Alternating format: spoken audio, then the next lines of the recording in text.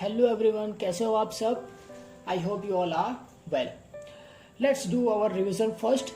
बच्चों, लास्ट जो वीडियो थी उसके अंदर हमने यूनिट नंबर 4 पढ़ा था and there is a wonderful poem and the name of the poem is frogs at school. I hope you enjoyed the poem well, right? Now look at here. Let's see our unit number 5, and here given a wonderful moral story, and the name of the story is Union is Strength. Before the starting the lesson, I will ask some question to you, everybody. Okay, let's ready. My first question is, how many players are there in a cricket team? बच्चों, cricket की team के अंदर कितने players होते हैं, कितने खिलाड़ी होते हैं? अभी आईपीएल का माहौल चल रहा है, आप सब मैच देखते होंगे, राइट? तो बताओ, क्रिकेट टीम के अंदर कितने प्लेयर्स होते हैं? Exactly 11 players, right? But what happens if the batsman does not score well? लेकिन जो टीम के अंदर जो बैट्समैन होते हैं, लाइक विराट कोहली, अगर वो अच्छे रन नहीं बनाएंगे तो क्या होगा? क्या होगा? वेरी गुड, वो टीम हार जाएगी. Another question is, what happens if the bowler fails to take the wicket? अगर जो बॉलर है वो विकेट लेने में अनसक्सेसफुल होंगे, फेल हो जाएंगे विकेट लेने में, तो क्या होगा? डेफिनेटली वो टीम हार जाएगी. And most important question is, what is the meaning of team work? यहाँ पर कंबाइंड वर्ड है, टीम प्लस वर्क. टीम का मतलब क्या होता है कि जहां पर 2 से ज्यादा इंसान या खिलाड़ी व्हाटएवर वो एकजुट होकर काम करते हैं, उसे कहते हैं टीम. और वर्क का मतलब होता है काम, इसीलिए उसे कहते हैं टीम वर्क.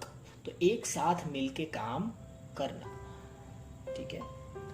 तो आइए चलते हैं, हमारे जो यूनिट की जो टाइटल है ना, हमारे जो स्टोरी का टाइटल है यूनियन इज स्ट्रेंथ, तो वो समझते हैं. तो यहाँ पे टाइटल कुछ ऐसा है, संगठन में ही शक्ति है, एकता ही बल है. तो एकजुट होकर अगर हम कोई काम करेंगे तो डेफिनेटली वो काम के अंदर हम सक्सेसफुल होंगे. तो ये स्टोरी भी कुछ ऐसी ही है. तो आइए चलते हैं हमारी स्टोरी की तरफ. Now, first of all, you have to open your Sparkle and turn the page number 24. Look at here, our unit number 5, Union is Strength.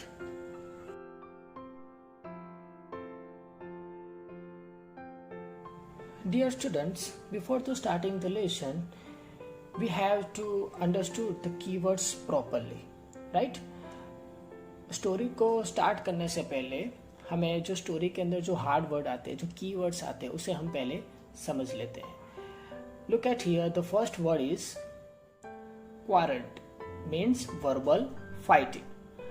Look at the spelling, QUARRELLED. Quadrant का मतलब होता है verbal fighting, मतलब लड़ाई करना या झगड़ा करना, लेकिन हाथापाई नहीं करना. वर्बल का मतलब होता है शाब्दिक रूप से लड़ना. Understood? Okay, let's look at the another word, United, UNITED. United means join together. United का मतलब होता है एक साथ जुड़ जाना, एक होके रहना. Next word, plan, PLAN. Plan means idea, युक्ति. Next word is stick. It means piece of wood. Stick का मतलब होता है लकड़े का टुकड़ा. Next word is bundle, a collection of things. बच्चों, बंडल का नाम तो आपने सुना ही होगा, है ना? बंडल का नाम आपने कहाँ सुना है? एग्जैक्टली आपके घर में आपने बंडल का नाम सुना होगा. जब आपके मम्मी पापा, है ना, बहुत सारे मनी लेके आते हैं ना, नोट्स लेके आते हैं, तब आप क्या कहते हैं? पैसों का बंडल, राइट? तो बंडल मतलब बहुत सारी चीज़ों को इकट्ठा करना, है ना, कलेक्शन करना, उसे कहते हैं bundle. Next word is mighty, means strong MIGHTY। Mighty का मतलब होता है शक्तिशाली, पावरफुल, ताकतवर। Okay, and next word is harm, HARM। Harm का मतलब होता है इंजरी, नुकसान, है ना। तो इम्पोर्टेंट नोट्स आप सभी बच्चों के लिए, right each keywords 5 times in your notebook. आपको सारे कीवर्ड्स अपनी इंग्लिश की नोटबुक में 5 टाइम्स लिखने हैं with good hand writing. Okay, clear? Good. Yes, students, another stage is model reading. Here, first of all, I will read the whole story and you have to listen it very carefully. After that, we will understood the story line by line. Okay? बच्चों, अब हम ये जो पूरी story है उसका model reading करेंगे। सबसे पहले मैं ये पूरी स्टोरी मैं आपको पढ़ के सुनाऊंगा, उसके बाद हम लाइन बाय लाइन ये स्टोरी को हम समझेंगे। So let's start. Please open your Sparkle and turn the page number 24. Let's ready.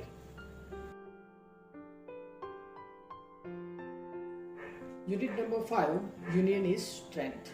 Please pay attention here, children. I will read the story. Please listen it very carefully. Nathuram was a farmer. He had 4 sons, Kanu, Manu, Bala and Paras. They always quarreled with one another. Nathuram was very unhappy. He was worried of their future. He wanted that his sons respect one another and remain united. One day, he thought of a plan. He called all the 4 sons. He gave them each a stick. He told them, try and break the stick. One by one, they tried. Each one could break his stick easily. Now, Nathuram tied up some sticks together into 4 bundles. He gave a bundle to each of his sons. Try and break the bundle, he told them. Each one tried to break the bundle with their mighty strength, but the bundle of sticks would not snap. Kanu said, it is difficult to break the stick in the bundle. Here, spelling mistake, Bala, not Balu. Okay, Bala said, I am sorry. It is impossible to break the stick in the bundle. Nathuram said, do you understand what this means? If you remain united like the bundle of sticks, no one can harm you, said the father. All 4 sons understood the advice of their father. They decided not to fight and remained united. तो बच्चों, अब हम ये जो story है उसे line by line समझते हैं। Please pay attention here and listen it very carefully. Okay, let's start. Look at the first paragraph. Nathuram was a farmer. Nathuram एक खेडूत था, एक फार्मर था। He had 4 sons, Kanu, Manu, Bala and Paras. तो जो ये खेडूत था नथुराम, उसके 4 सन थे। तो उनके सन के नाम क्या थे? Kanu, Manu, Bala and Paras. They always quarreled with one another. ये चारों हमेशा एक दूसरे से लड़ते झगड़ते रहते थे। Nathuram was very unhappy. और ये सब देख के जो उनके पिता थे नथुराम, वो दुखी होते थे। He was worried of their future. Nathuram अपने He was worried of their future. तो जो उनके पिता थे नथुराम, ठीक है, वो उनके भविष्य के लिए, फ्यूचर के लिए चिंतातुर थे, चिंता कर रहे थे। Worried का मतलब होता है चिंता करना। He wanted that his sons respect one another and remain united. उनकी इच्छा थी, wanted का मतलब इच्छा थी, कि उनके चारों जो सन है वो एकजुट होके एक दूसरे की रिस्पेक्ट करके वो साथ रहे। One day, एक दिन, he thought of a plan. उनके माइंड में एक युक्ति आई। He called all the 4 sons उन्होंने अपने चारों लड़कों को बुलाया। He gave them each a stick. उन्होंने सभी को एक एक स्टिक दी। स्टिक का मतलब क्या है? पीस ऑफ वुड, लकड़े का टुकड़ा, जो आप पिक्चर में देख सकते हो। He told them, उन्होंने कहा, try and break the stick. आप लोग उसे तोड़ दो। किसे तोड़ दो? स्टिक को। One by one they tried. बारी बारी उन्होंने प्रयत्न किया। Each one could break his stick easily. सभी ने अपनी स्टिक बहुत ही इजी तरीके से उसे तोड़ दिया। Now Nathuram tied up some sticks together into 4 bundles. अब नथुराम ने जो स्टिक थी है ना, उनका बंडल 4 बंडल बना दिया। कितने बंडल बनाए? 4 बंडल्स। बंडल्स का मीनिंग हम लोग समझ गए। He gave a bundle to each of his sons. और अपने चारों बच्चों को उन्होंने एक एक बंडल दे दिया। Try and break the bundle, he told them. उन्होंने कहा कि अब आप लोग ये एक बंडल तोड़ दो। Each one tried to break the bundle with their mighty strength. और सभी ने अपने पूरी ताकत से ये बंडल को तोड़ने का प्रयास किया। But the bundle of stick would not snap. लेकिन जो स्टिक का जो बंडल था वो किसी से भी टूटा नहीं। Kanu said, कनु ने कहा, It is difficult to break the sticks in the bundle. तो ये बंडल में जो ये बंडल है स्टिक का वो तोड़ने में बहुत ही डिफिकल्ट है, मुश्किल आ रही है, हम इसे तोड़ सकते नहीं है। तब अनदर जो उनका सन होता है वो कहता है, बाला said, I am sorry, it is impossible to break the stick in the bundle. बाला कहता है, मुझे माफ करना, लेकिन ये जो बंडल है वो तोड़ना नामुमकिन है। इम्पॉसिबल का मतलब है नामुमकिन है। नथुराम सेड, नथुराम ने कहा, Do you understand what this means?